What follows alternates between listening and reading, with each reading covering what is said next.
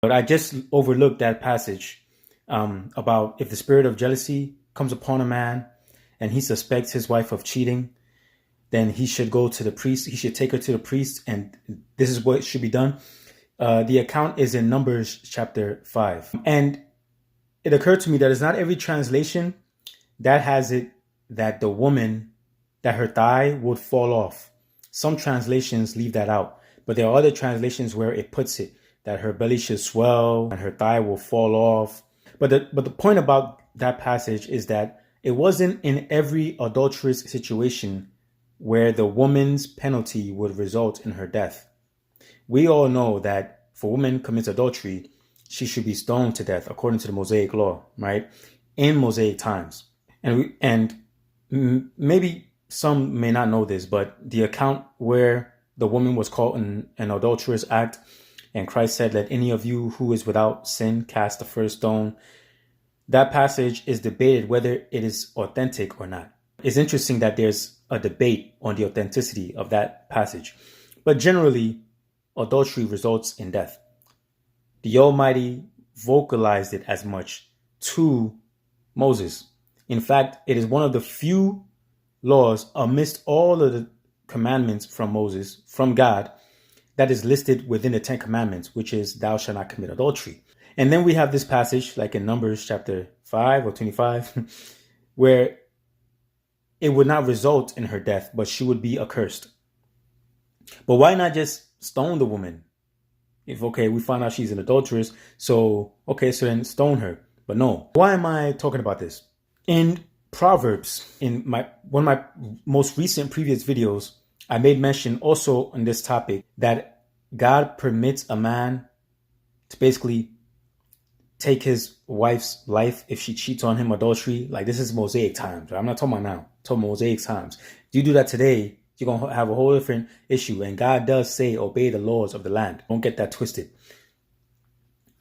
But in the book of Proverbs, it says, for a man's jealousy stimulates his anger. It causes him to be burned with anger. And he will show no mercy on the day that he takes revenge. Now, Joseph, when he found out that Mary was pregnant, what did the account say about Joseph? It says, but Joseph was a righteous man. And so he did not want her to be stoned to death. He did not want her to go through that public humiliation. So he divorced her in secret. The Bible is calling Joseph as a righteous man because he did not want to humiliate his wife. He did not want his wife to be pelted with stones. He did not want his wife to be humiliated. He did not want the death penalty for his wife. Even though the Mosaic law justifies her being put to death, the Bible considers, or God considers, Joseph as righteous for not wanting her to be put to death.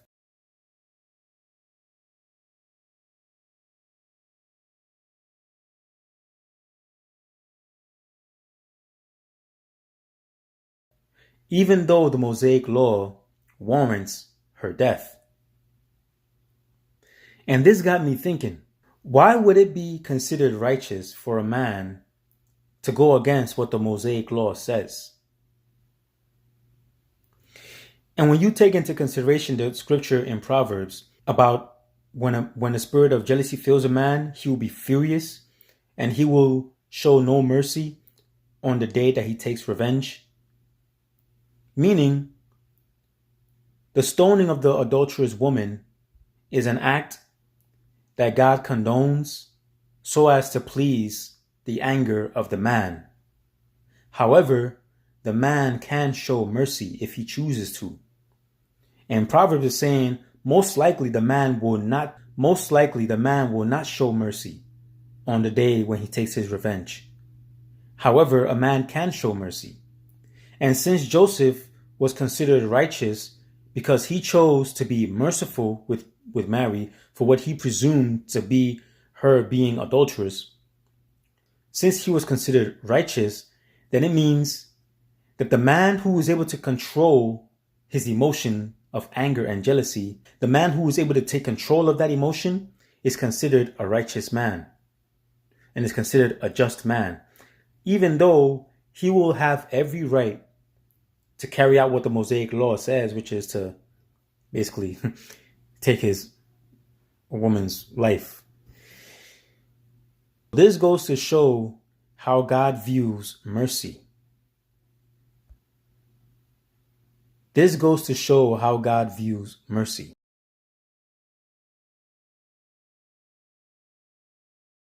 This is also in line with forgiveness, forgiving up to 77 times. So we see that in the Old Testament, you can bring someone to death for committing adultery.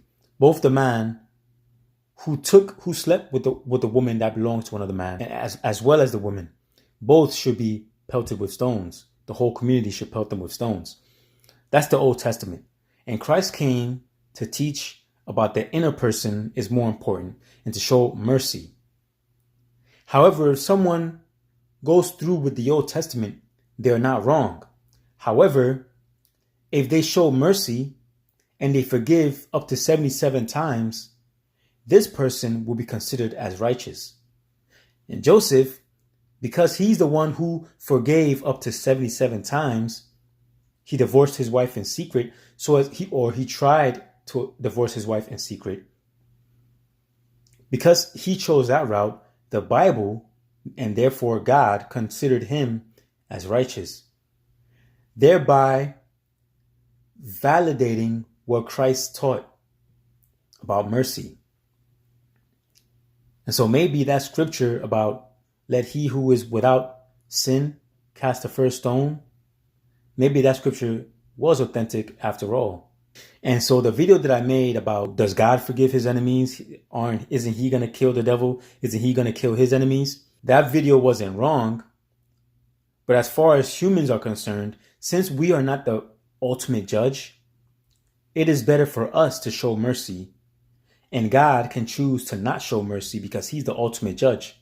God can choose to not show mercy or show mercy. But as far as we are concerned, it is best if we show mercy. However, if we choose not to, because there is portions of the Mosaic law that permits us to do something, we wouldn't be wrong if we did it. However, the better man or the better woman is the one that would forgive and show mercy. However, you don't have to, but it is a better route. You'll be considered as righteous if you do that. It's in line with that whole saying about being able to control your emotions. It is not an easy thing to do. And if you're not able to do it, it's not necessarily the worst thing in the world. But those who are able to control their emotions and not let their emotions get the better of them would be considered as the much stronger person, the more righteous person, and the more just person. Mike Tyson said this. He said, jail and the grave is filled with people who let their emotions get the better of them and were not able to bridle or control their emotions. So, when the spirit of jealousy fills a man, like Proverbs says, he will not show mercy on the day that he takes revenge because of his emotions. See, he's letting the jealousy control him. But now if there's a man who is able to bridle that jealousy, who is able to control that jealousy and not let his emotions control him, but he rather controls his emotions, because a man who is able to control his emotions is greater than a man who conquers a whole city, then that man is a better man and is a more righteous man. But this does not relate to the Almighty, because whatever the Almighty does is just. Even if he doesn't forgive his enemies, and even if he doesn't, chooses to not forgive and basically kills his enemies, he can do that. And we also can, where God has given us permission to. But however, if he has given us permission, but yet we still, with that permission, still choose the route of mercy, such as he's given us permission, he's given people permission to stone. It's crazy me saying this, but he's given men permission to stone their wives if they commit adultery. But the person says, yeah, God has given me that permission, but I will show mercy in like what Joseph did. Well, then they will be considered as righteous per the Bible and therefore per Yehovah. Crazy video, I know. Yeah. I'll be talking about crazy stuff.